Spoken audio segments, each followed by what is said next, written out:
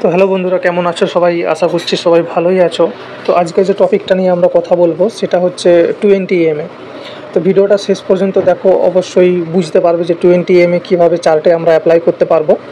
তো তোমরা তোমাদের ব্রোকারে চলে যাবে, আমি গ্রো অ্যাপ ব্যবহার করি।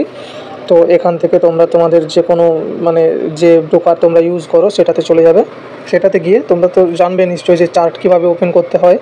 তো চার্ট ওপেন করে তো এরকম যে ইন্টারফেসটা থাকবে, দেখতেই পাচ্ছ এখন লাইভ মার্কেট চলছে। মার্কেট এখন লাইভ আছে, নিফটি 50 প্রায় 25,000-এর কাছাকাছি ট্রেড করছে। তো এখানে এসে এফএক্স অপশানটাতে টাচ করে এখানে তোমাদেরকে সার্চ করতে হবে ইএমএ।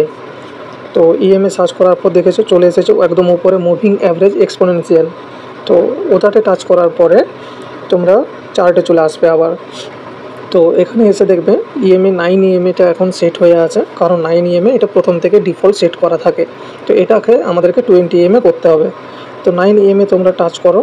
9 EMAতে টাচ করার পরে তোমরা চলে যাবে ওই ইএমএর ইন্টারফেসে। তো এখানে গিয়ে ইনপুট যে অপশানটা আছে, ইনপুট অপশানে এসে লেন্থটা আছে, লেন্থটাকে 90-20 করে দিও।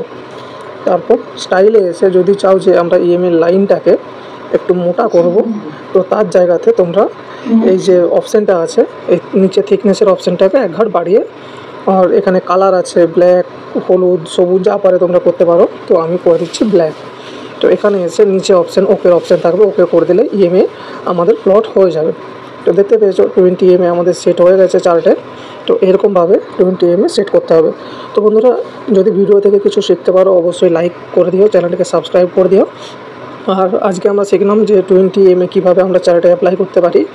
কিন্তু এর পরের ভিডিওতে আমরা জানবো যে 20 EMA ধরে 20 EMAর উপর ভিত্তি করে আমরা কীভাবে ট্রেড নিতে পারি, বা আপ ট্রেন্ড কি ডাউন ট্রেন্ড সেটা কীভাবে আমরা বুঝতে পারবো সেটা আমরা শিখব।